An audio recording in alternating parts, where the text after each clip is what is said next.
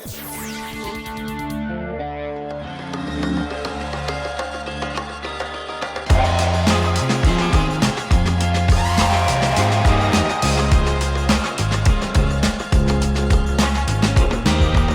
folks, Nathan here with a 2020 Chevrolet Blazer RS.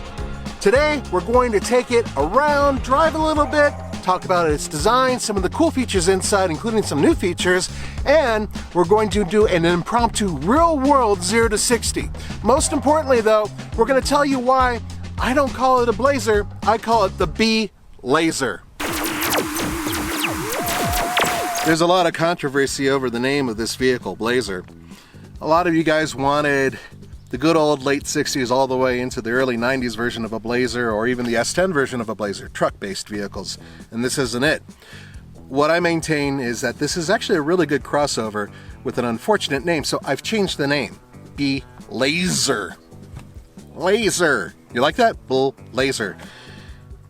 This is a unique looking vehicle. One of the things that Chevrolet wanted to do right out of the bat is wanted to say, okay, this looks like a Camaro, and that's exactly what they did with the front end. They wanted it to be reminiscent of one of their fairly cool cars, Camaro. And by doing that, they made it look unique to other crossovers in this class. Now, what am I talking about? Well, everything from the Nissan Murano, the new Volkswagen Atlas Cross, the Honda Passport, the list goes on. There are a lot of vehicles that this competes against. So they wanted to make it look unique, they wanted to make it look sporty, but here's the thing. It only looks badass and unique in RS trim. Otherwise, not so much. Let me show you what I'm talking about, starting with the hood. Now this is creased and angry. They managed to do this really cool looking front end component right here, which is sort of a satin chromy finish. I like it. Driving lights, headlights, all of that really does look sporty. 21-inch wheels, baby! Those are huge! And really expensive to replace rubber on. Now, my issue, of course, is that this is a crossover. We like to take crossovers off-road. I'm not taking this thing off-road. The dirt that we're filming on right now is as off-roady as it's going to get. It is not that high off the ground. And those wheels, that's not a setup for off-roading. Not even close. At best, snow and light gravel dirt. That's it. Now look, this RS basically performs the same as your regular Blazer. What you're getting is a nice looking package with some sportier goodies on it, but for the most part, the same type of performance. Let me show you what I'm talking about. And away we go. There are a couple things you should know about this engine. Now, first of all, any V6 that's strapped to the front wheels that puts out over 300 horsepower, you get torque steer usually. There's different ways of compensating. This does a really good job with that. Even in two-wheel drive mode, you'll have a little bit of rubber burning, but not a lot. But once you kick it into all-wheel drive mode, there's no issues. It takes off right now. Now, cornering. With these larger, wider wheels, this package overall makes this thing feel a lot more sporty, but you know what really does it for me in a positive way? Steering. I like the way the steering is set up. Yes, it's electrically assisted. All of steering pretty much is nowadays on cars and crossovers, but this one feels really good. I like the weight. It's got a little bit of heft to it, which I like. It makes me feel even more in control when I'm throwing it around a corner. Will it compete with a Ford Edge ST, which is probably the fastest thing out there in this class? No, but I think it's a little bit more sporty in feel than, say, a Nissan Murano. And the Nissan Murano does have something up on this, which is comfort. But check this out. It moves. I mean, properly moves. The shifts are very quick. Not very exciting looking engine bay there, but I mean, it's all right. I mean, how often, hopefully, not very often are you gonna have that hood open. This is a 308 horsepower V6. It's a 3.6 liter that puts out 270 pound-feet of torque, and it's hooked up to a 9-speed automatic transmission, and it can feed all 4 wheels on demand. So in other words, you can have this thing on 2-wheel drive or all-wheel drive. And there are some other settings, and we'll go over that a little bit later. Now, fuel economy, combined is 21 mpg. That's not great. This is a relatively heavy vehicle. It's over 2 tons, and for its size, you would think, okay, well, there's got to be a payoff for that, you know, with big engine, good power, and this type of weight, and there is a payoff. It can tow up to 4,500 pounds, and that is pretty impressive. All right, so first of all, guys, important to know, all the cameras are up here. This is actually how you open it, down there. Trust me, I smudged all the cameras in the back. We'll go over the cameras in a bit because it's actually kind of cool. 31 cubic feet of cargo space behind the second row, and then if you fold those, 64. Those are pretty impressive numbers, and you know, just like anything else, a lot of the competitors, flat floor, easy to fold, and it has this little unique device here. Now, if I do it correctly, and I unlock both sides, see that? Unlock, and I think you press, you can move this and position it like so, and wherever you need it. Which is great. You know, you have your Pomeranian right here, and you want to put in your Airedale. Open it up a little bit more. Yeah, so kind of a cool little track system thing here. Honestly, I don't think I'd use it very much. Another thing you guys should know about, you do have a donut, and there's a little bit of extra storage here as well. I do like having that, a little extra hidden storage for various things, including these cubbies here. So, pretty good cargo space. But I wanted to draw your attention to something else, and that's what's behind here. This is where the tow hitch lies. It can tow up to 4,500 pounds, and what's new for this vehicle is a new towing system. And I'll show you inside. I'm in reverse. Ba-bang! There we go, that's the start of it. So that's your bird's eye view. Obviously there are cameras throughout the vehicle and software to kind of give you this view. Now you can change to that, which is our front view. So back view, front view. Then you have this, which is a higher view, front and back. This is great for pulling up to a trailer, okay? And that's in case you're pulling up to something like, you know, parking. So that works really good. This, isn't that cool? I really like that view. I don't know what I would do with it necessarily other than like show my kids that it's kind of like a video game, but that's a pretty cool view from the rear. And then of course from the front, the same type of view. Once again, software translates all of this and kind of makes it sort of kind of 3D-ish. Now this view is really valuable for people who are worried about scratching the sides, the very large size of this vehicle, because you have the right wheel and the right wheel and the left wheel, if I can speak English. Those are the backs, and here's the fronts. So see, I'm turning this way, and I'm turning that way. So you can see clearly where you're going. So backing up and pulling forward, you've got all that. But here's the one that really matters to me if you're towing, and that's because that's a hitch view. You can clearly see it shows the hitch. So there's that, and if you combine that with this view, and then play with this view, you really have something that can help you pull up to and hook up to a trailer a lot easier than just having to figure it out on your own. Now, one of the best components of this vehicle is the way the interior looks.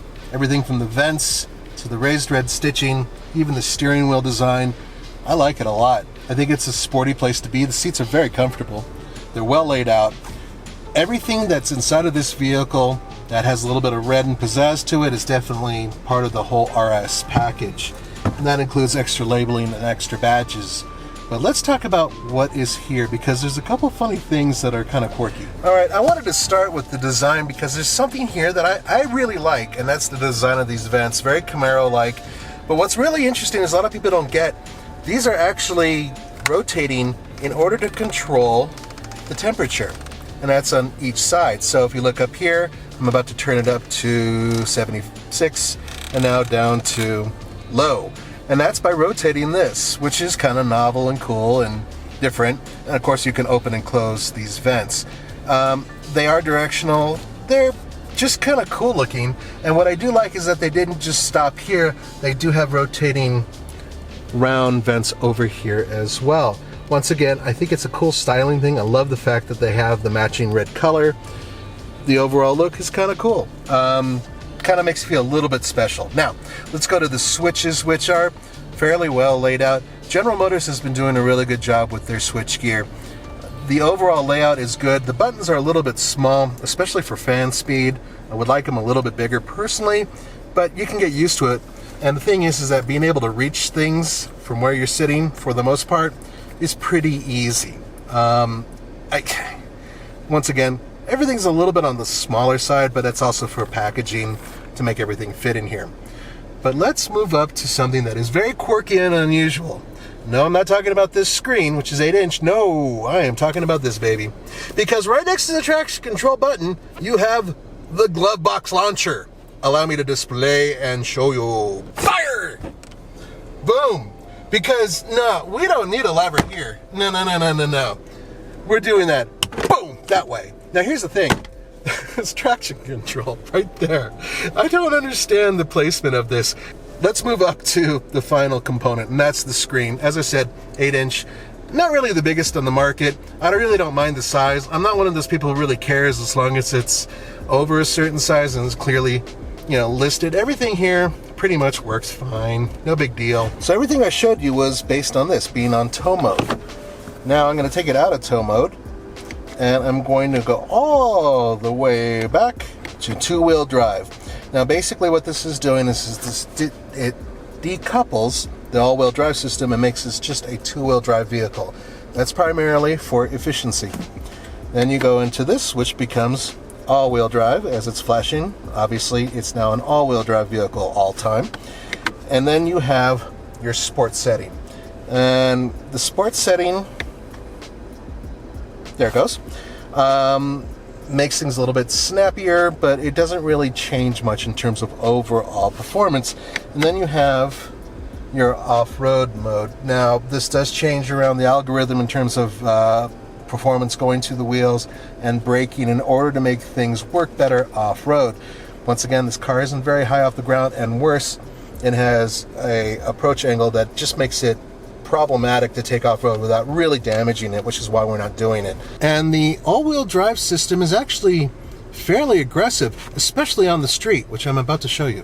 And away we go. I didn't rev it or anything else. I started flat.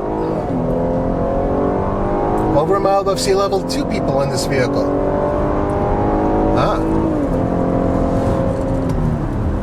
Really like the way it changes gears. So just about 9.3 seconds. Now I know that at sea level, with 1 person in the vehicle, it's able to go just under 7 seconds. So that sounds about right.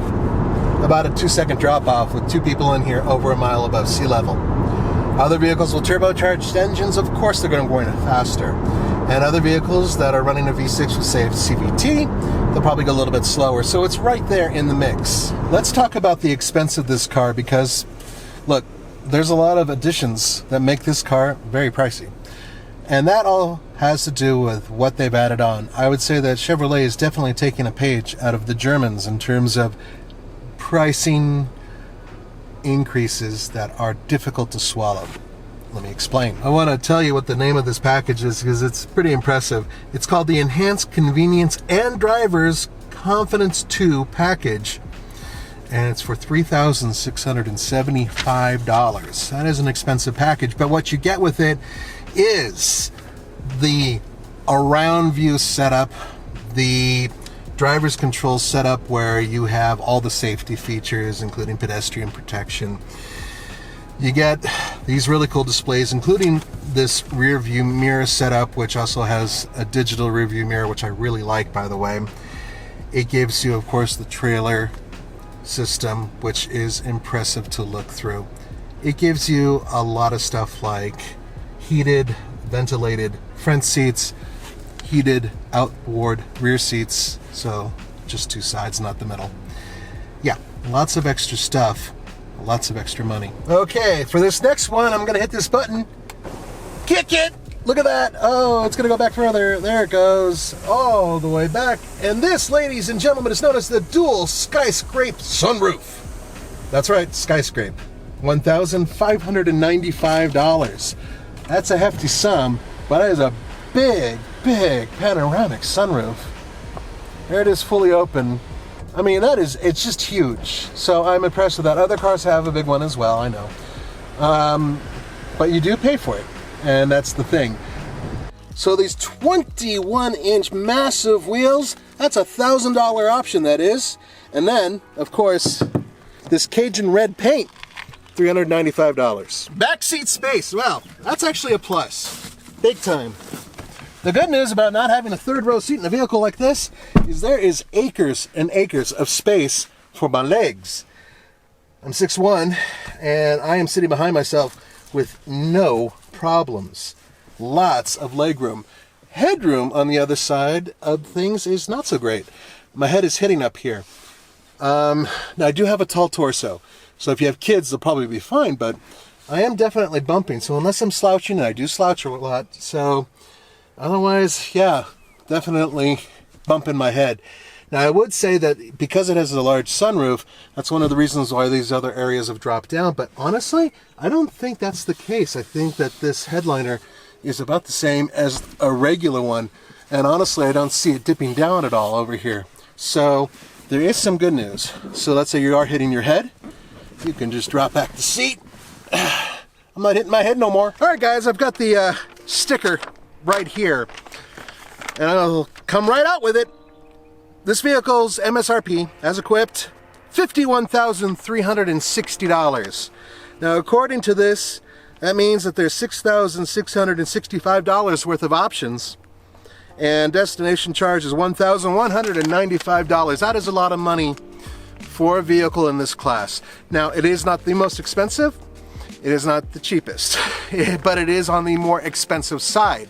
But if it goes up against a Ford Edge ST, that thing will demolish this thing in terms of performance. If it goes up against almost anybody else in the class off-road, especially like the Atlas, that'll crush this thing off-road. It doesn't do anything particularly well. It's just a really good cohesive package. The B Laser could be a winner, but it does have some shortcomings, and this price is definitely one of them.